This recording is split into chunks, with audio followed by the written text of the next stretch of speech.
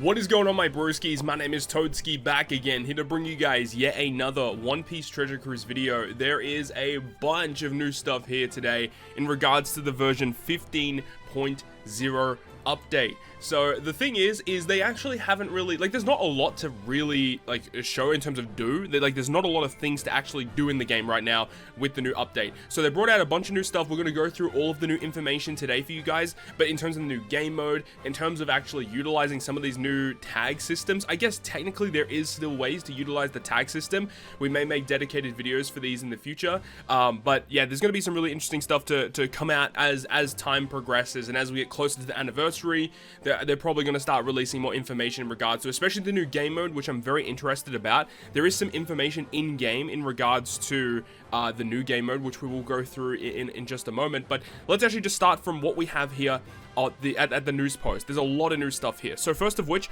we have this Pirate Rumble single match. New pirates have arrived. So let's actually cut right now over to Pirate Rumble and show you guys exactly what this is. Okay, so we're in Pirate Rumble right now. If you go over to the single match feature, which is where you can fight against some of the teams that Bandai have created for you, you actually will get rewards for clearing some of these teams. Now, the interesting thing is they've actually made a couple of new teams for you to go ahead and take on and actually get some rewards from. So this first one right here, you can see there is a normal tab and there is the event tab. So the event tab is what we've seen previously, where it is just a bunch of the Rumble teams that you can go ahead and take on when they try and promote the new Rumble rare recruits. However, if you go over to the normal tab, these are the ones that come out when you first start the game. They've added 3 new teams to go ahead and challenge, and I believe from what it mentioned in the news post, if you go ahead and beat each of these, you get 5 gems per clear, so you can get a total of 15 gems for free just by beating these very easy teams. The top one I think may be a little annoying because of Odin, and then also the Raizo and Shinobu could be a very annoying character to get through. The Wano one looks very, very easy, and then the bottom one with all the Vegapunks could be a little bit annoying, but I don't think it's going to be that big of a problem. So go ahead and take these on and get 15 free gems. So a little bit lower than that, we have upgrades for certain characters. Now this is actually kind of crazy when I saw this one. So with the introduction of the new tag system, they have given some buffs to older free-to-play characters, and then I noticed there that one of the affected characters is Final Tap Kid, which is very surprising. So Final Tap Kid getting the level limit break now leads me to believe that Final Tap Kid will not be super evolving at least anytime soon, which I think is surprising because he is the oldest Super Sugo Fest character that doesn't have a Super Evo.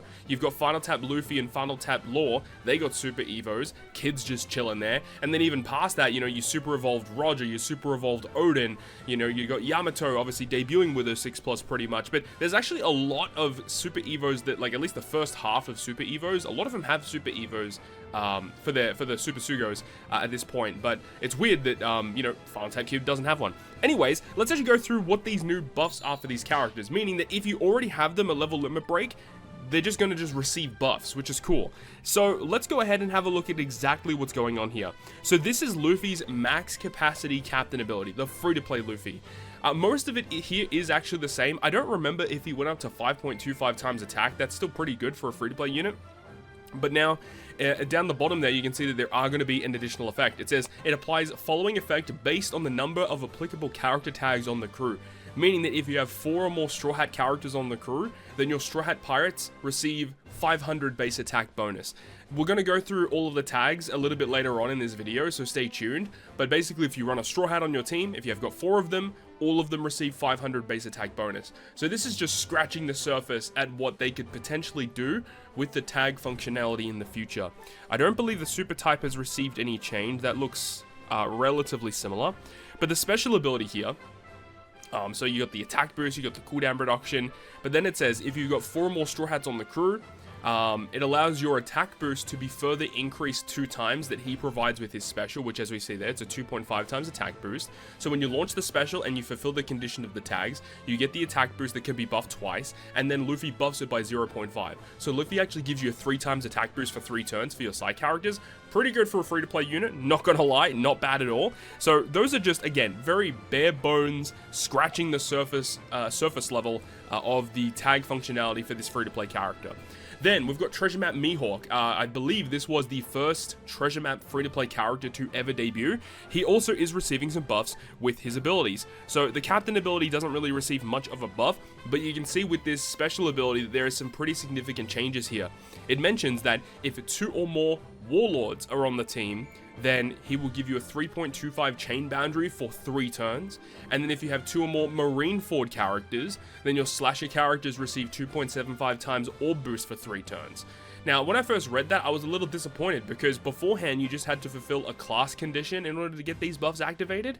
But now if you have a look, it also just says if your captain is a slasher, you get a chain boundary, or you get a chain lock, should I say, and then you get an orb boost for your slashers. So basically, if you fulfill the warlord condition, the chain that you get is actually a chain boundary.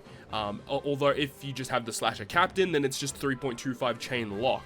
And then of course when you got the Marineford characters, then the orb boost is actually buffed from 2.25 for 2 turns to 2.75 for 3 turns. So I don't mind that. The fact that you can still run him as he normally was, but if you fulfill those other conditions with character tags, and while Luffy required 4 characters, Mihawk only requires 2, but if you fulfill those conditions, you're actually just getting better versions of those buffs, which I don't mind at all. So this is a really interesting way to go ahead and abuse that. And then we also have this other free-to-play character. This was the free-to-play Kizuna, Marco, and Ace character.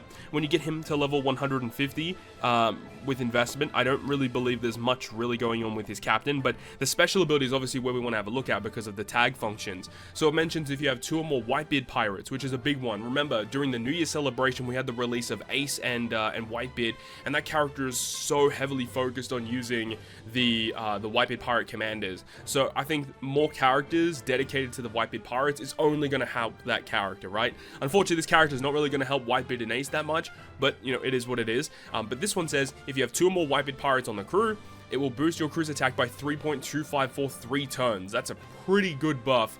And then it says otherwise, if you don't have those tags on your team, then you just get the strength attack boost 2.75 times for 3 turns.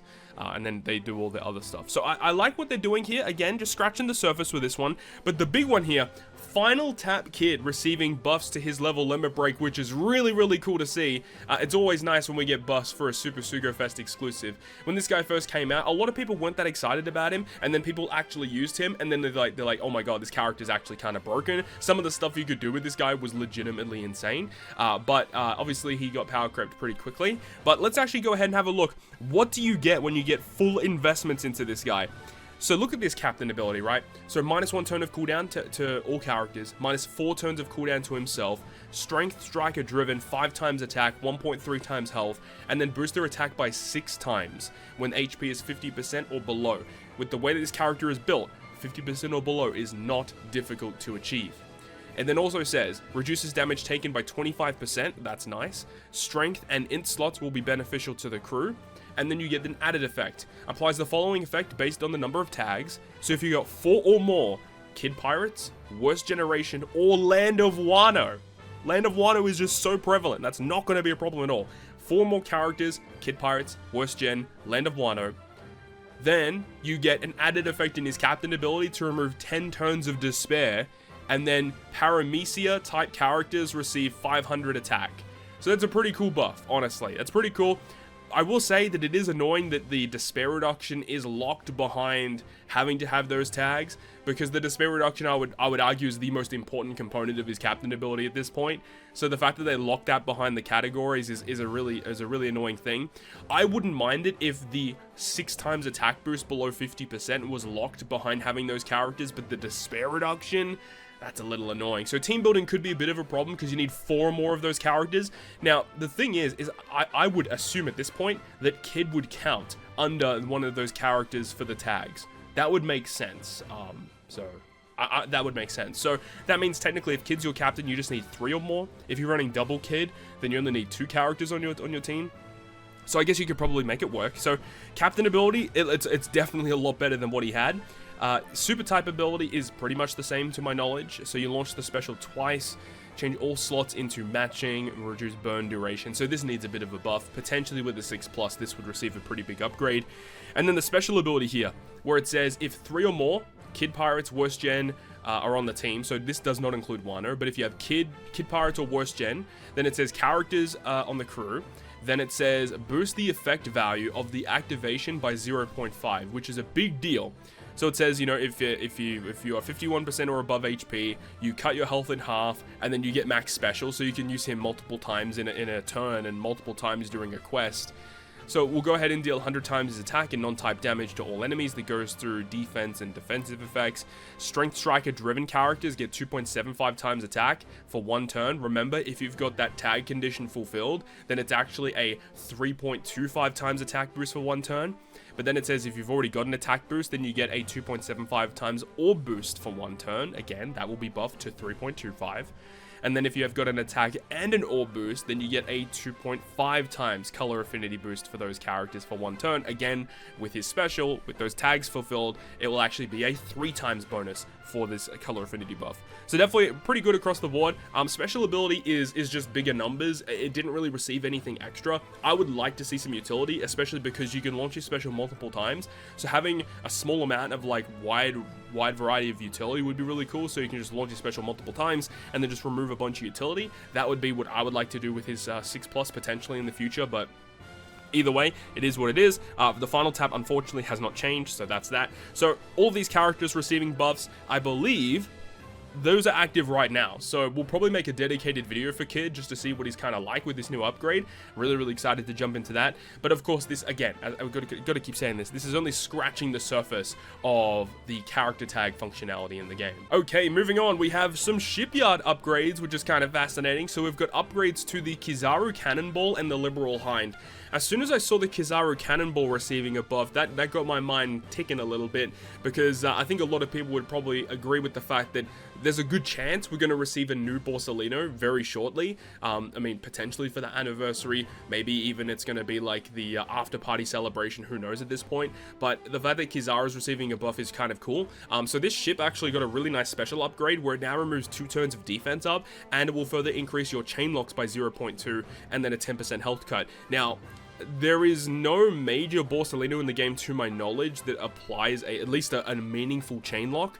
So that leads me to believe that potentially we're going to get a Borsalino very shortly that has something to do with a chain lock. Of course, chain lock can also mean chain boundary, so that would be my assumption. Liberal Hind is actually receiving a buff. Now, that's a good one for me personally, because I do have this ship fully upgraded. So let's see what it does. It gives Psi characters -1 cooldown, which is the same, and then you get 10% Psi resistance. Okay, that's a little underwhelming, to say the least. I really wish that got a little bit of a better buff, but Kizaru's Cannonball definitely got a nice upgrade. Now, let's go ahead and move on once again. We have just some updates here. There's going to be a new form of the tutorial, so if you start the game, there's a new tutorial. I assume it's going to be fully Egghead focused this time around, which is pretty cool. Now, this Luffy, this is a Neo version of the free-to-play Luffy that we have already received. We've received this character, I think it was around the time when Lilith debuted. It was like literally a year ago. This character was an int character and then super evolved into not even super evolved, but normal evolved into the big Luffy, the big head Gear 5 Luffy, who transformed into a Dex type. So now this character coming out, he's like a Neo version of that Luffy. He's a strength unit, and he does still evolve into that other Luffy. But he doesn't really do much. Of course, he does evolve, and he does get a lot better. We also have some updates here, where I believe through completing the tutorial, you actually get these characters now. So they're making them available for everyone, so you don't have to like start the game again to get them. So this Jinbei, this is actually the old school Rare Recruit Jinbei. He came out not that long ago. So he's going to be available for 1 training point. So and 1 medal exchange. So you just get him for a medal, which is good.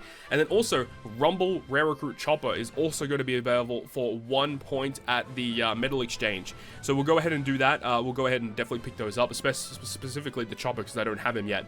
But then this is also kind of interesting. There's also a new ship, the Vacuum Rocket. So that's pretty cool. This is currently available right now at the Rayleigh's Bazaar. So let's actually go over and have a look. And there's a new day. Okay, so we gotta wait. So in the medal exchange, as we can see, the chopper and the Jinbei are available for 1 Sugo medal. So we're going to go ahead and purchase the chopper because, as I said, I've never pulled this guy yet. So we'll go ahead and pick him up. I feel bad for people that decided to go crazy and pull on this chopper banner because, I mean, he's just available right now. The thing is, though, is this chopper's really not that good. So I guess I don't really mind them doing that. But as I said, let's go ahead and pick up this ship. Let's go over to the bazaar and go trading points. And let's scroll down and try and find it. Here it is right here. Literally right here. So we'll go ahead and pick up that ship. And there is also this Luffy, so we can go ahead and pick up all the copies to get the level limit break invested, I suppose. I guess I'll leave him in there because, I mean, I don't think it's going to really be going away. But I'm really interested to see what this ship is and what it does. My assumption is it's going to be like a full, kind of like a free-to-play rainbow kind of ship. No, I'm not expecting it to be that good. But let's see. Vacuum rocket, pretty cool. I wonder if it's going to have like level 12 functionalities. Let's see. Vacuum rocket, so it will boost your cruise attack by 1.2, make it easier to land perfect strikes. Okay, it's bad, and it doesn't even have any upgrades either. Okay, well, look, the ship's here. You can go ahead and pick it up.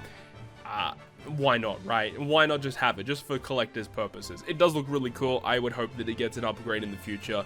That would be really, really neat. But that's pretty much all we have in terms of the news that has been shown to us in-game right now. But I suppose one thing we should probably mention is the UI updates, right? So you can have a look, obviously, on screen. As soon as you log in, it was the #1 thing that you're going to see straight away, is that the banner at the top with your account name, your berries, your gem count, all of it has been updated, and it looks like kind of like an egghead theme would be my assumption.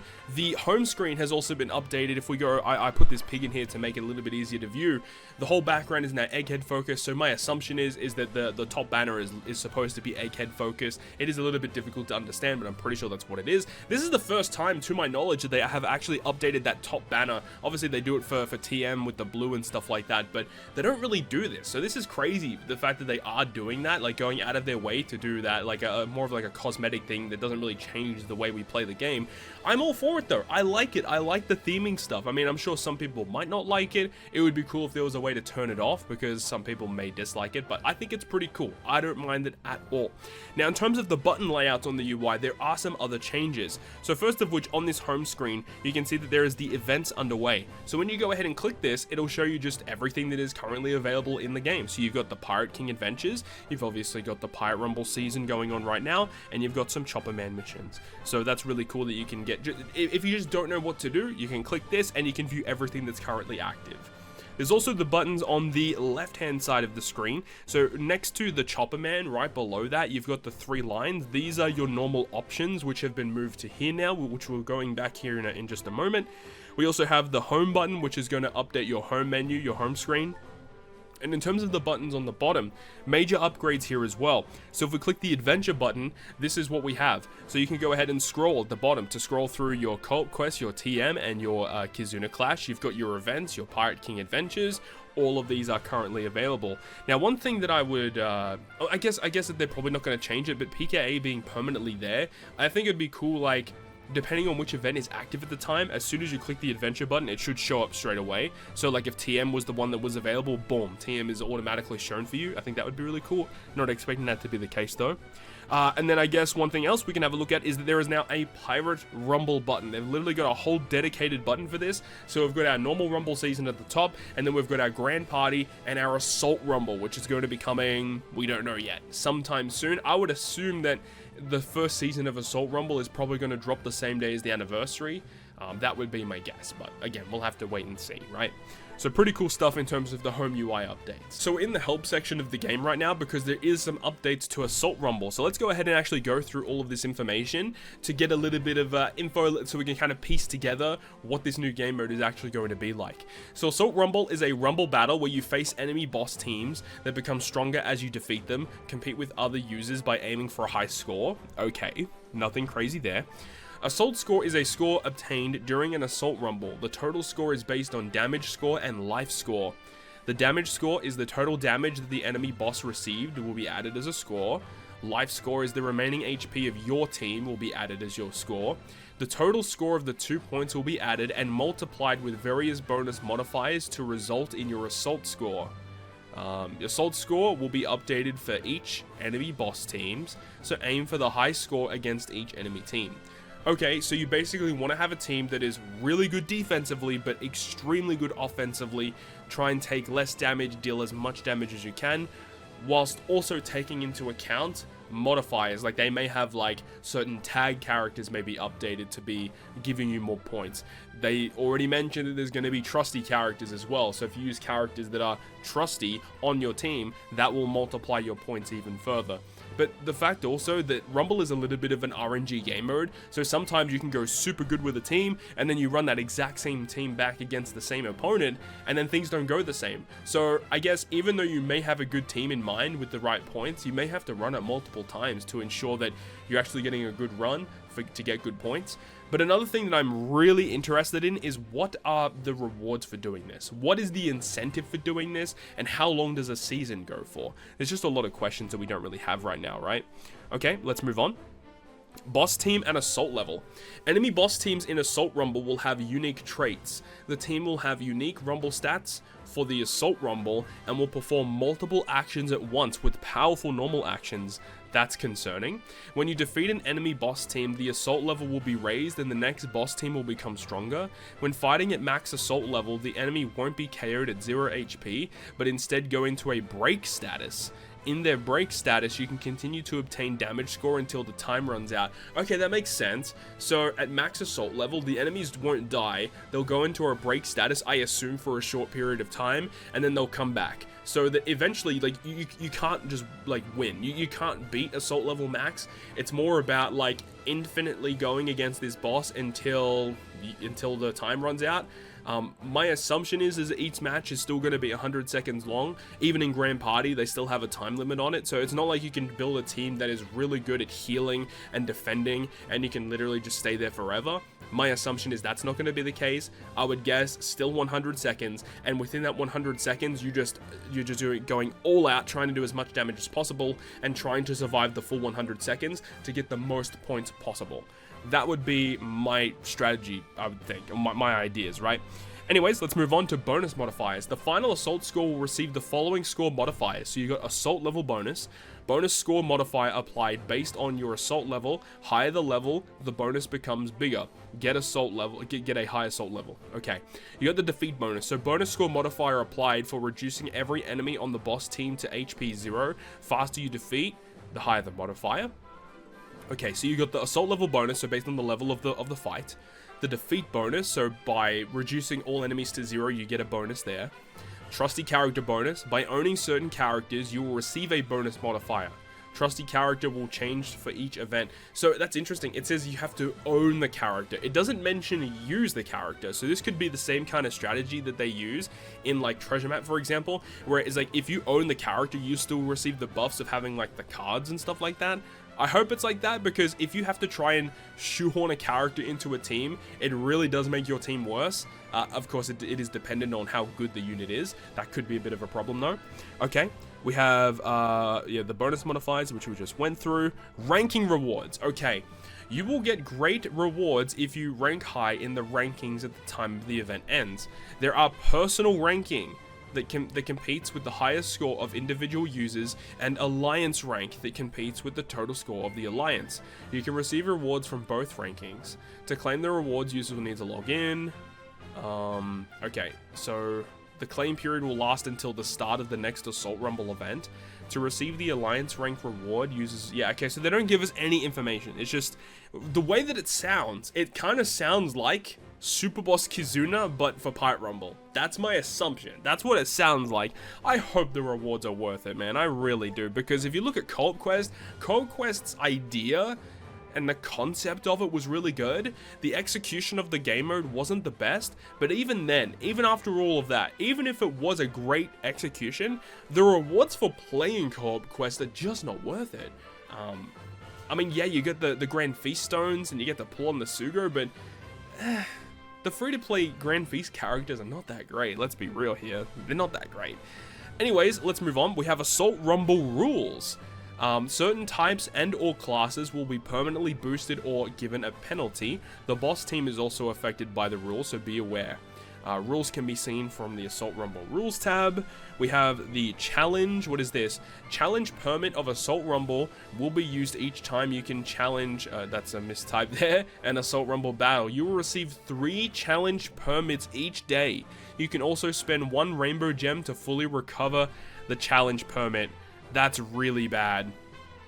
Okay, so the way that Assault Rumble is looking, it's like the normal Rumble system. So you get 3 runs per rainbow gem.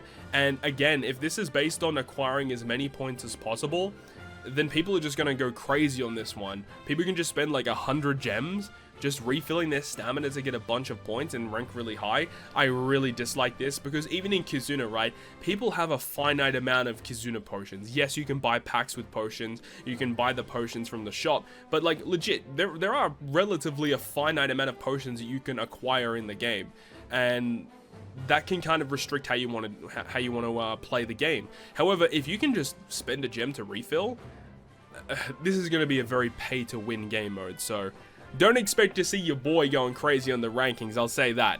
Don't expect me doing that. Alright, we have tips for Assault Rumble. Let's see. Be wary of a type and class and character tags. Assault Rumble may boost characters and damage dealt by a certain character. Check the enemy boss team. Check what traits the boss team has. Form a team that is strong against the boss's team's Rumble special and abilities and their types. And aim for the high score.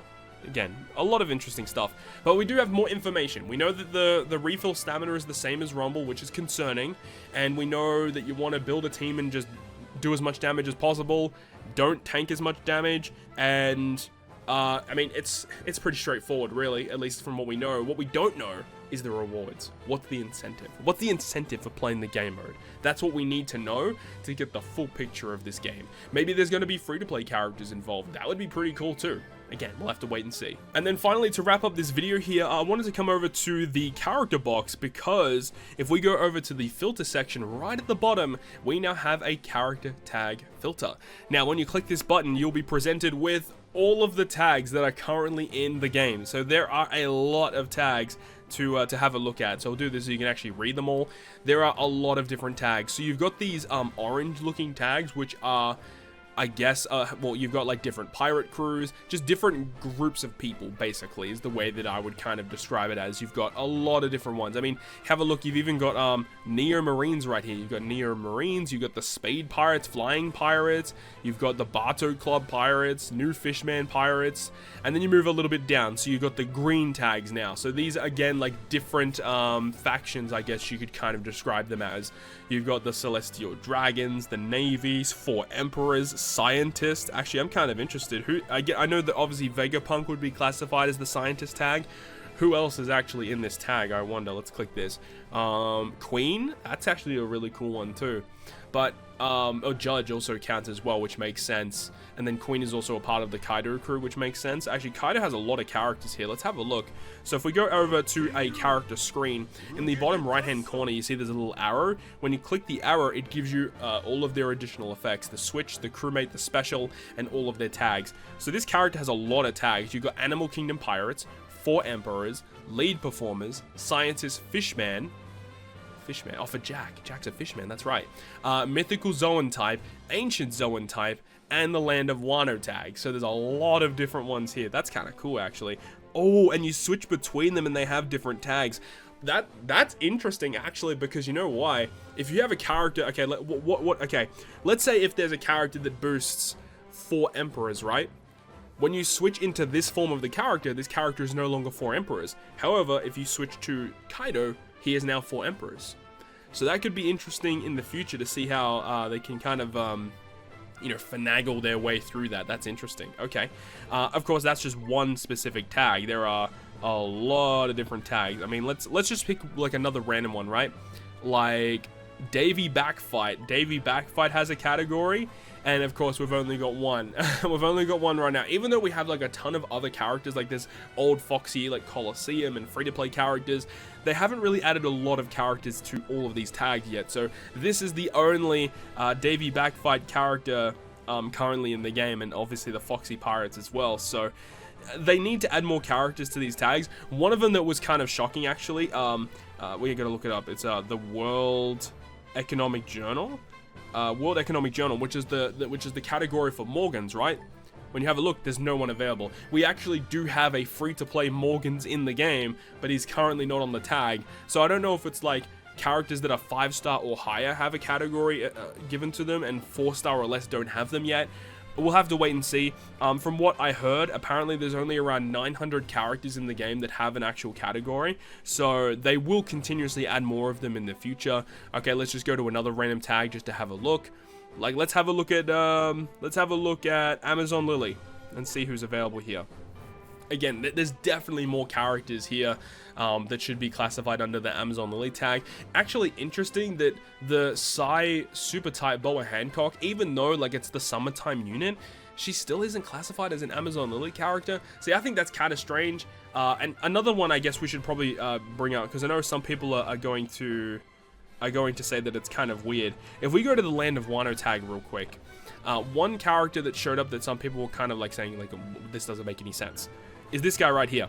So this character is classified as a Land of Wano character, and a lot of people are going to be concerned about that. The reason why they do this is because wherever the scene was where their artwork is based off is where they are going to be classified as in terms of their character tag. So this scene showed up during like the ending period of the Wano arc. So that is why this Blackbeard character is classified as a Land of Wano character, even though he never actually appeared on Wano, on the island of Wano itself. This scene aired during the final moments of Wano, which makes sense. So that's the reason why that happened. Another category, another character that I guess you know, actually, we should probably go back. Another character that actually would also solidify that as well is, if I can find them on the screen, here they are right here, is this guy, Raelian Gaban. This character is also classified as a Land of Wano character because the Odin flashback is where this character was shown off for the first time, and that is why this character is Land of Wano. So just to clear some things up. So even though some things might not seem the way that they should be, that's the reason why they are selected in those character tags. But yeah, you got those really weird subsidiary characters, right? Like, I'm actually genuinely curious. Like that Summertime Boa Hancock, what categories is she even on? I should just type in Hancock. Hancock, this is the one I was looking at.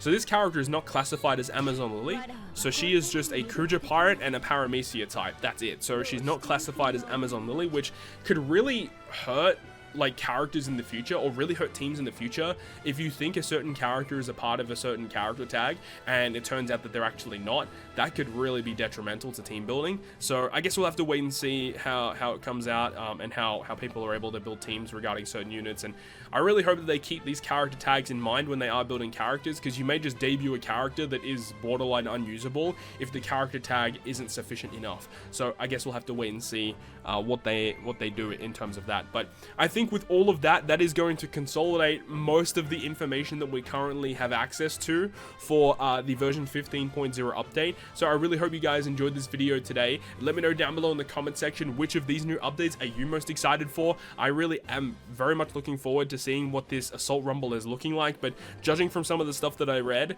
I guess I shouldn't be as excited as I am, but I guess we'll have to wait and see. But again, I'm also really excited to see how they make characters with the character tag functionality in mind. Also really excited to see how that goes. But that is going to wrap it up from me. So thank you so much for watching the video. If you did enjoy it, make sure to go ahead and leave a like. And if you want to stay up to date with all the content I post, including more One Piece Treasure Cruise content, make sure to hit the subscribe button down below. And that, guys, I'll see you guys within the next video.